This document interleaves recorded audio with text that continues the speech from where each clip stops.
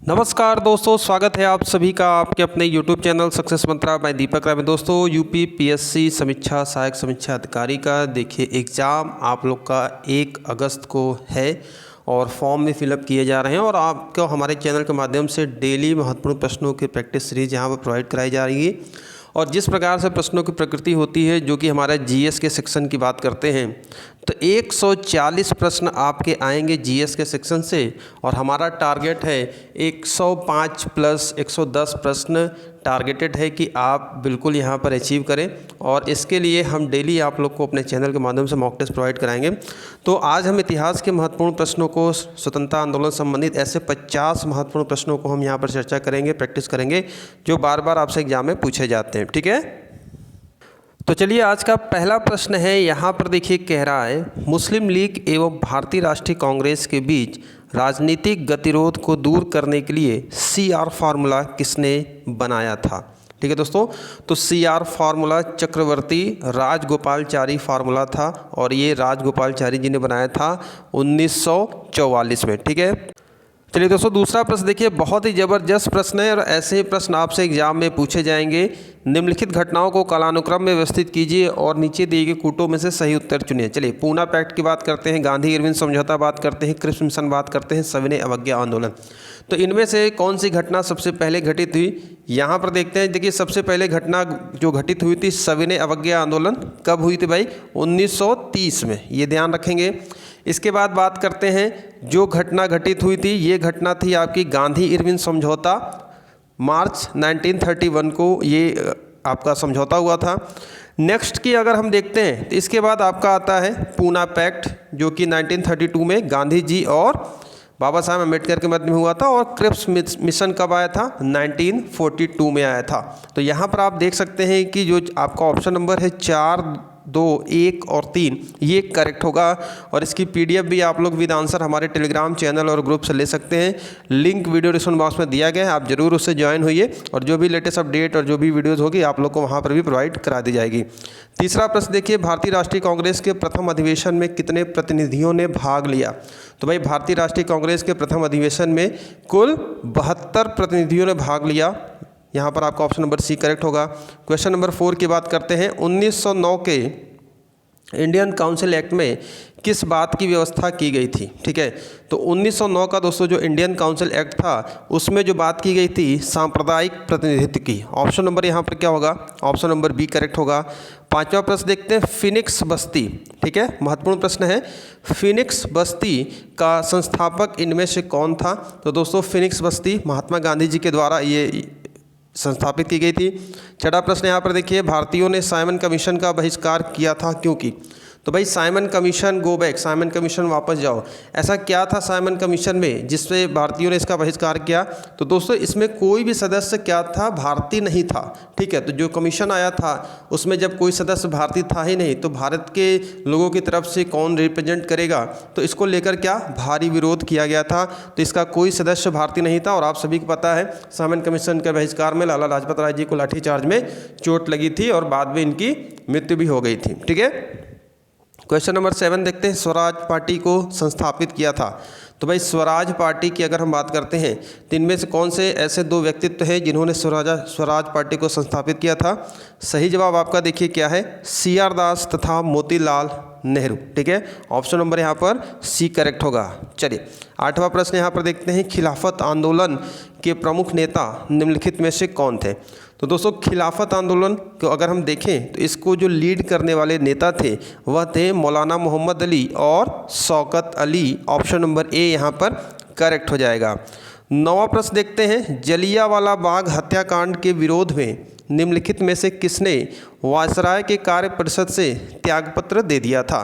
तो दोस्तों जलियांवाला बाग हत्याकांड जो आपका हुआ था 13 अप्रैल 1919 को डॉक्टर सत्यपाल किचलू और सैफुद्दीन के गिरफ्तारी के विरोध में एक शांतिपूर्ण धरना प्रदर्शन हो रहा था। तो जनरल डायर ने निर्भरता कह सकते हैं कि बर्बरतापूर्वक जो निहत्ती जनता थी और शांतिपूर्ण प्रदर्शन में गोली चला दी थी और नरसंहार यहाँ पर काफ़ी ज़्यादा यहाँ पर मात्रा में लोगों की मृत्यु हुई थी।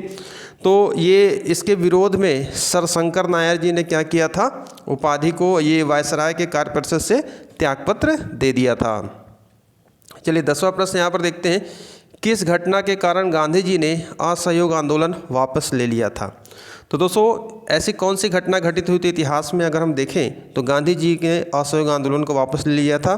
तो ये था चौरी चौरा कांड। ठीक है, 1922 में 5 फरवरी, 4 फरवरी और 5 फरवरी, कहीं आपको 4 लिखा मिलेगा, कहीं 5 मिलेगा, लेकिन फिलहाल 5 फरवरी अगर 1922 को देखें तो चौरी चौरा कांड ये हुआ था। और वहाँ पर एक पुलिस चौकी में आग लगा दी गई थी जिसमें 22 पुलिसकर्मी जिंदा जल के उनकी मृत्यु हो गई थी। तो इससे गांधी जी काफ़ी क्षुब्ध हुए और उन्होंने इस आंदोलन को वापस लेने का मन बनाया। चलिए यहाँ पर 11वां प्रश्न देखिए, हंटर आयोग की नियुक्ति की गई थी। हंटर आयोग की नियुक्ति किस लिए की गई थी? तो दोस्तों हंटर आयोग की नियुक्ति की गई थी जलियांवाला बाग हत्याकांड के बाद। ठीक है, कब की गई थी? जलियांवाला हत्याकांड के बाद की गई थी। 12वां प्रश्न यहाँ पर देखिए, कह रहा है जलियांवाला बाग हत्याकांड के लिए जिम्मेदार ओडायर को निम्न में से किसने मार डाला था? तो दोस्तों ये ओडायर था, इसी यही जिम्मेदार था, गोली चलाने वाले के चलाने का इसने ऑर्डर दिया था और इसे उधम सिंह जी ने मार डाला था। ठीक है, ऑप्शन नंबर यहाँ पर सी करेक्ट होगा। नेक्स्ट प्रश्न की ओर बढ़ते हैं, 13वां प्रश्न देखते हैं, निम्नलिखित में से किसने 1920 में नागपुर के भारतीय राष्ट्रीय कांग्रेस के अधिवेशन में असहयोग के प्रस्ताव को प्रस्तावित किया था? तो दोस्तों यहाँ पर देखेंगे तो नागपुर का जो अधिवेशन हुआ था उसमें कांग्रेस के अधिवेशन में असहयोग के प्रस्ताव को प्रस्तावित किया था। किसने किया था? CR दास जी ने। ठीक है, CR दास जी ने, ऑप्शन नंबर ए यहाँ पर करेक्ट होगा। नेक्स्ट प्रश्न देखते हैं, गोपाल कृष्ण गोखले ने किस वर्ष में भारत सेवक मंडल सर्वेंट्स ऑफ इंडिया सोसाइटी की स्थापना की थी? तो अक्सर ये प्रश्न आपसे पूछा जाता है, सर्वेंट्स ऑफ इंडिया सोसाइटी के संस्थापक कौन थे? गोपाल कृष्ण गोखले जी। और यहाँ पर बात करते हैं, ये गांधी जी के राजनीतिक गुरु भी थे। ठीक है, एक प्रश्न यहाँ से भी आता है और 1905 में ये आपका ऑप्शन नंबर डी।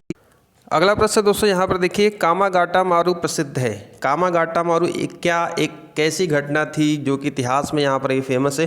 तो दोस्तों कामागाटा मारू घटना ये 1914 में घटित हुई थी और ये एक जलयान था। ठीक है, जलयान था, एक जलपोत के कारण ये कामागाटा मारू घटना प्रसिद्ध है।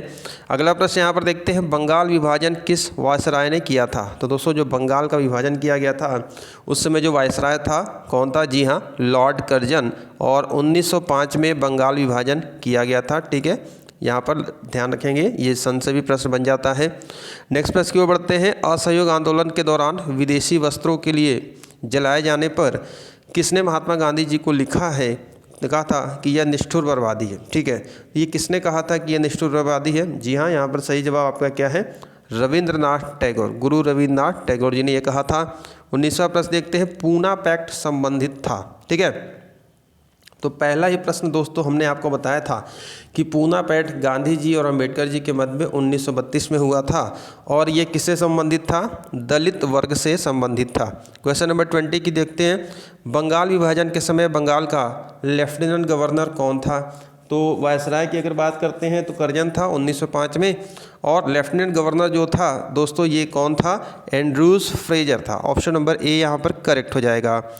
21वां प्रश्न देखते हैं, निम्नलिखित में से भारतीय राष्ट्रीय कांग्रेस के किस अधिवेशन में कांग्रेस अध्यक्ष के चुनाव में सुभाष चंद्र बोस जी ने पट्टाभी सीतारामैया को पराजित कर दिया था? और पट्टाभी सीतारामैया जी गांधी जी द्वारा समर्थित थे, तो प्रत्यक्ष रूप से इनकी हार गांधी जी की भी मानी जाती है। और वह दोस्तों त्रिपुरी अधिवेशन 1939 था। और ऐसे ही प्रश्न आपसे एग्जाम में पूछे जाएंगे, तो वीडियो को मैक्सिमम से लाइक और शेयर करिएगा। अगर आप चैनल पर नए हैं तो चैनल को सब्सक्राइब करके बेल आइकन जरूर दबाइएगा, ताकि हर आने वाली नई वीडियो की नोटिफिकेशन आपको मिलती रहे और ऐसे उपयोगी प्रश्नों की प्रैक्टिस आप करते रहो। हमारा टारगेट है कम से कम 110 प्रश्न जीएस में आपके सही हो। सभी टॉपिक्स पर आपको वीडियोस मिलेंगी, चाहे वो करंट अफेयर्स हो, यूपी जीएस हो, चाहे आपका अन्य सब्जेक्ट हो। ठीक है, एग्रीकल्चर के भी क्वेश्चन को हम यहाँ पर कराएंगे, पर्यावरण भी हो जाएगा आपका। महात्मा गांधी के साथ निम्न मुसलमानों में से किसने बाल गंगाधर तिलक की अर्थी उठाई थी? और इसके पहले जितने भी एग्जाम हुए, चाहे आरओ की बात करें, विधानसभा, विधान परिषद, यूपीपीएससी आरओ की बात करें, अभी जो 2017 वाला आपका रिवाइज पेपर हुआ था और री एग्ज़ाम हुआ था, उसमें काफ़ी प्रश्न हमारे द्वारा पढ़ाए गए थे और हिंदी तो कम से कम 50+ प्रश्न छात्रों के फंसे थे। तो बिल्कुल तैयारी करते रहिए। महात्मा गांधी के साथ निम्न मुसलमानों किसने बाल गंगाधर तिलक की अर्थी उठाई थी? सही जवाब है Shaukat Ali, option number A. चलिए 23वां प्रश्न कह रहा है, निम्न में से भारतीय राष्ट्रीय कांग्रेस के किस अधिवेशन में बाल गंगाधर तिलक ने अभिव्यक्त किया था, स्वराज मेरा जन्मसिद्ध अधिकार है, मैं उसे लेकर रहूँगा? तो दोस्तों स्वराज मेरा जन्मसिद्ध अधिकार है, मैं उसे लेकर रहूँगा, ये कौन सा अधिवेशन था? लखनऊ अधिवेशन 1916। आगे देखते हैं, किसने कहा था कांग्रेस पतन के लिए लड़खड़ा रही है, मेरी सबसे बड़ी अभिलाषा जब तक मैं भारत में हूँ कांग्रेस की शांतिपूर्ण समाप्ति में सहयोग करना है। और ये किसने कहा था? जी हाँ दोस्तों, ये कहा था लॉर्ड कर्जन। ठीक है, लॉर्ड कर्जन ने कहा था। अगले प्रश्न की ओर बढ़ते हैं, 26वां प्रश्न, यहाँ पर 25वां प्रश्न है। देखिए, करो या मरो। ठीक है, करो या मरो का नारा निम्नलिखित आंदोलनों में से किसके साथ संबंधित था? तो डू या डाई। ठीक है, डू और डाई का जो नारा था, डू और डाई का, करो या मरो का, ये गांधी जी ने भारत छोड़ो आंदोलन में दिया था 9 अगस्त 1942 को। जो ये आंदोलन शुरू हुआ था, आपका स्टार्ट हुआ था 9 अगस्त 1942 को। चलिए 26वां प्रश्न देखते हैं, कांग्रेस की प्रथम भारतीय महिला अध्यक्ष कौन थी? ठीक है, तो यहाँ पर देखिए प्रश्न दो प्रकार से पूछते हैं, एक तो भारतीय महिला अध्यक्ष और एक महिला अध्यक्ष। अगर भारतीय महिला अध्यक्ष आपसे पूछा जाए तो आप सरोजिनी नायडू लगाएंगे, और महिला अध्यक्ष, प्रथम महिला अध्यक्ष पूछा जाए तो एनी बेसेंट थी। ठीक है, इस बात का यहाँ पर ध्यान रखेंगे। 27वां प्रश्न देखते हैं, भारतीय राष्ट्रीय कांग्रेस का एकमात्र अधिवेशन जिसकी अध्यक्षता महात्मा गांधी जी ने की थी, तो ऐसा कौन सा दोस्तों अधिवेशन था?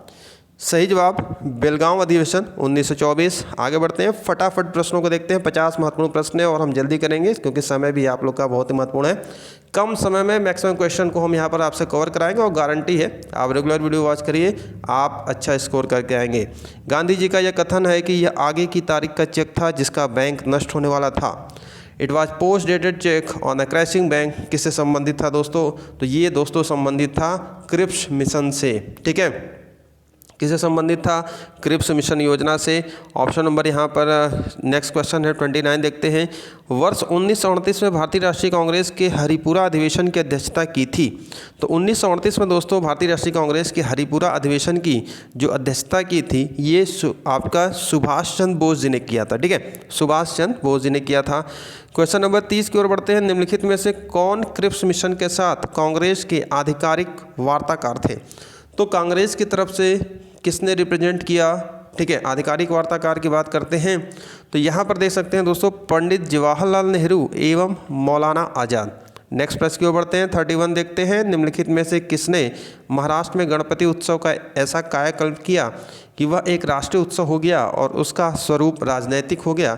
तो महाराष्ट्र में गणपति उत्सव, आपका जो उत्सव है ये तिलक जी के द्वारा शुरू किया गया था, बाल गंगाधर तिलक। ठीक है, चलिए 32वां प्रश्न देखते हैं, निम्नलिखित में से किस आंदोलन के कारण भारतीय राष्ट्रीय कांग्रेस का विभाजन हुआ जिसके परिणाम स्वरूप नरम दल और गरम दल का उद्भव हुआ? ठीक है, नरम दल और गरम दल की बात करते हैं। गरम दल में लाल बाल पाल, ये 3 नाम फेमस हैं।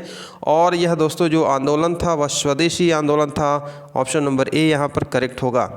नेक्स्ट प्रश्न देखते हैं 33, इनमें से कौन उग्र राष्ट्रवाद के उल्लेखनीय नेताओं में से नहीं था? तो उग्र राष्ट्रवाद की बात करते हैं तो आपका जो गरम और नरम दल की बात करते हैं तो इसमें गोपाल कृष्ण गोखले जी नहीं थे, जबकि विपिन चंद्र पॉल, लोकमान्य तिलक और लाला लाजपत राय, इन्हें ही लाल बाल पाल कहा जाता है।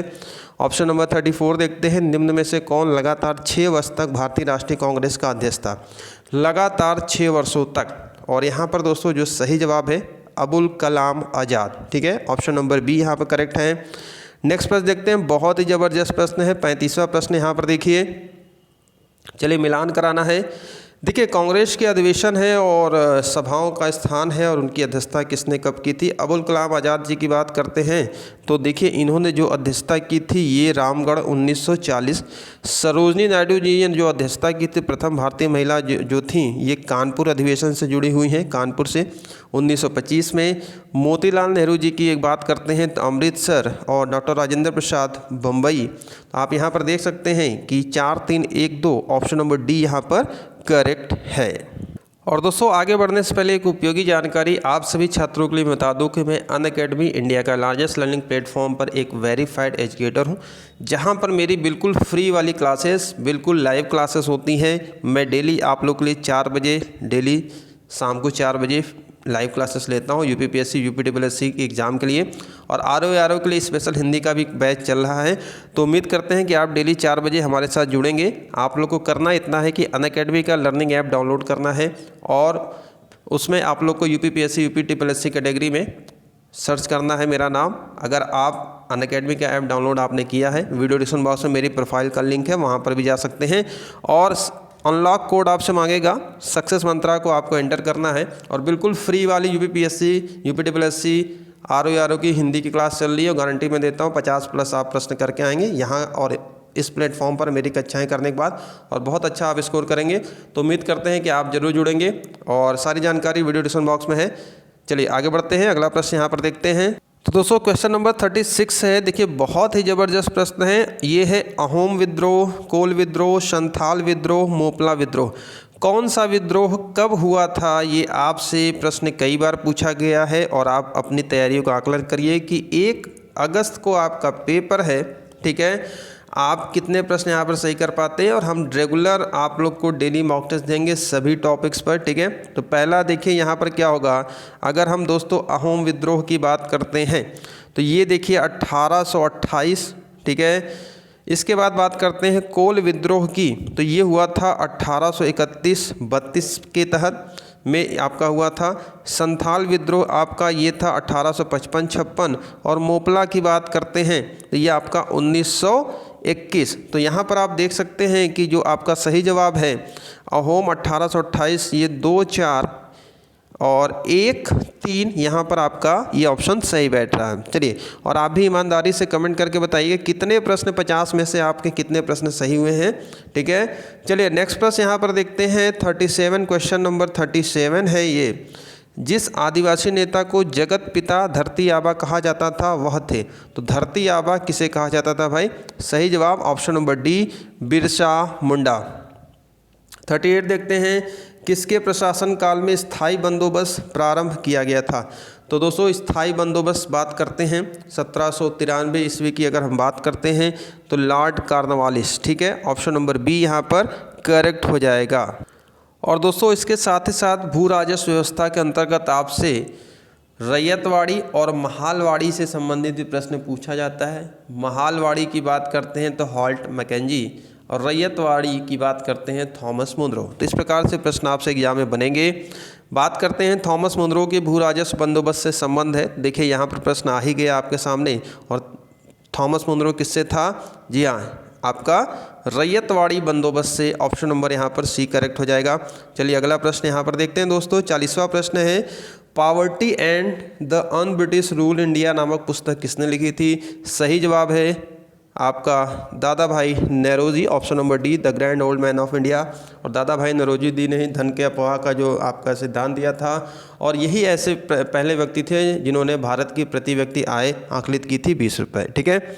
चलिए बहुत ही ज़बरदस्त प्रश्न है, इसका मिलान करते हैं। देखिए प्रथम कर्नाटक युद्ध, तृतीय कर्नाटक युद्ध, द्वितीय कर्नाटक युद्ध, प्रथम मैसूर युद्ध। कौन सा युद्ध किस संधि के माध्यम से या किस तरीके से समाप्त किया गया? तो अगर हम यहाँ पर देखते हैं दोस्तों, तो देखिए यहाँ पर प्रथम कर्नाटक युद्ध की बात करते हैं तो ये देखिए ये क्या था आपका प्रथम कर्नाटक युद्ध? ये आपका एक्सला सैपल से संधि से अंत हुआ था, ठीक है। तो यहाँ पर ऑप्शन नंबर 4 होगा। इसके बाद करते हैं तृतीय कर्नाटक युद्ध, पेरिस की संधि से अंत हुआ था, ठीक है। तो यहाँ पर आप देख सकते हैं 4-1। इसके बाद देखते हैं द्वितीय कर्नाटक युद्ध अनिर्णायक था, 4-1-3। और प्रथम मैसूर युद्ध 2 ब्रिटिश की हार हुई थी। तो यहाँ पर देख सकते हैं आपका ऑप्शन नंबर सी करेक्ट है, 4-1-3-2, ठीक है। चलिए नेक्स्ट प्रश्न देखते हैं। 42 देखते हैं। बहुत ही अच्छा प्रश्न ये भी है, और आप देख सकते हैं प्रश्नों को कैसे मैं फ़िल्टर करके ला रहा हूँ। तो बिल्कुल यार लाइक करना मत भूलना, और वीडियो को मतलब शेयर 200 मित्रों में जरूर कर देना।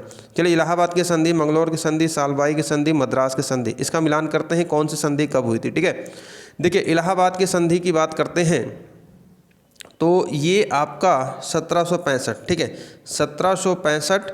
इसके बाद देखते हैं हम मंगलौर की संधि, तो यहाँ पर आपका देख सकते हैं कि ये आपका 1784, ठीक है। मंगलौर की संधि 1784 में हुआ था। फिर देखिए यहाँ पर आपका सालबाई की संधि, ये आपका सही जवाब है 1782 में, ठीक है। और नेक्स्ट आप देख सकते हैं मद्रास की संधि 1769 में। तो ये आप यहाँ पर आपका जो ऑप्शन सही होगा ये भी आपका यहाँ पर ऑप्शन नंबर 4213, ठीक है, 4213 यहाँ पर ऑप्शन सही हो जाएगा। चलिए 43 देखते हैं। अच्छा प्रश्न है ये भी। देखिए ये पुस्तकों से संबंधित है, कौन किससे संबंधित है? देखिए मिलान करते हैं। देखिए अबुल कलाम आज़ाद की बात करते हैं तो अल हिलाल, ठीक है। फिरोज शाह मेहता ने लिखा था बॉम्बे क्रॉनिकल, 2-1। इसके बाद देखते हैं एनी बेसेंट का क्या था। जी हाँ, एनी बेसेंट जी का था न्यू इंडिया, महात्मा गांधी जी का था यंग इंडिया।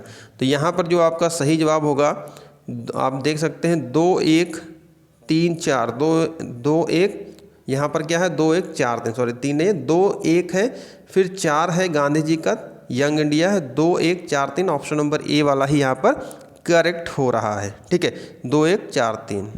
क्वेश्चन नंबर 44 की ओर बढ़ते हैं। कॉमनवेल्थ पत्र किससे जुड़ा है? बहुत बार ये प्रश्न आता है। 44वें प्रश्न की ओर हम अपने अग्रसर हैं। कॉमनवेल्थ पत्र किसके साथ जुड़ा हुआ है? तो ये दोस्तों एनी बेसेंट के साथ। ठीक है, ऑप्शन नंबर बी करेक्ट है। 45 देखते हैं। भारत का प्रथम आधुनिक पुरुष किसे माना जाता है? ठीक है, तो भाई देखिए भारत के प्रथम आधुनिक पुरुष माना जाता है राजा राम मोहन राय जी को। ठीक है, राजा राम मोहन राय जी को उगते सूरज पैगंबर भी कहा जाता है। उन्होंने बहुत सारी चीज़ें समाज में जागृति चेतना जगाने के लिए ये सारी चीज़ें की थी। तो इनको ये कई नामों से जाना जाता है। आधुनिक पुरुष हो गए और इन्होंने ही ब्रह्म समाज की स्थापना की थी। ठीक है, तो इस प्रकार से प्रश्न इनसे जुड़े काफ़ी प्रश्न आते हैं। 46 की बात करते हैं। निम्नलिखित में से कौन आत्मीय सभा के संस्थापक थे? तो दोस्तों आत्मीय सभा की बात करते हैं या आप ब्रह्म समाज की बात करें तो ये इस संस्थापक राजा राम मोहन राय जी ही थे। ठीक है, ऑप्शन नंबर ए करेक्ट है। नेक्स्ट प्रश्न देखते हैं 47। स्वामी विवेकानंद जी ने रामकृष्ण मिशन की स्थापना की थी। ठीक है, 47वां प्रश्न है आप सभी के सामने। रामकृष्ण मठ या रामकृष्ण मिशन की स्थापना विवेकानंद जी ने की थी 1897 ईस्वी में। नेक्स्ट प्रश्न की ओर बढ़ते हैं दोस्तों। किस वर्ष, ठीक है, किस वर्ष स्वामी विवेकानंद जी ने विश्व धर्म संसद में भाग लिया था? शिकागो में जो इन्होंने विश्व धर्म ये था, तो ये 1893 में, और ये बहुत ही प्रसिद्ध सम्मेलन था। ठीक है, ब्रदर्स एंड सिस्टर जहाँ पे इन्होंने बोला था, और ये फेमस है। प्रार्थना समाज के संस्थापक बात करते हैं। क्वेश्चन नंबर हमारा 49 है। प्रार्थना समाज के संस्थापक कौन थे? तो प्रार्थना समाज के संस्थापक आत्माराम पांडुरंग। चलिए आज का ये 50वां प्रश्न है। तो हमने अर्धशतक को पूरा किया है और ऐसे उपयोगी प्रश्न आपको टॉपिक वाइज प्लस मिक्सअप हम आपको देते रहेंगे। उम्मीद करते हैं कि प्रश्नों का संकलन आपको अच्छा लगा और ये आपके एग्ज़ाम के लिए, क्योंकि हम ऐसे प्रश्नों कराते हैं जो आपके एग्जाम ओरिएंटेड हो, एग्जाम में फ़ायदा दे। ठीक है, निम्न में से किसने सर्वप्रथम प्रेस सेंसरशिप लागू की थी?